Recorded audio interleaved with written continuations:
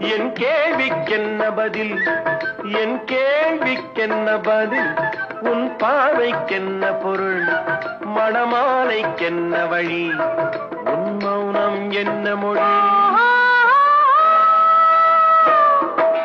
பூவையர் உள்ளத்தில் இந்த மௌனம் சம்மதமே, பூவையர் உள்ளத்தில் இந்த மௌனம் சம்மதமே.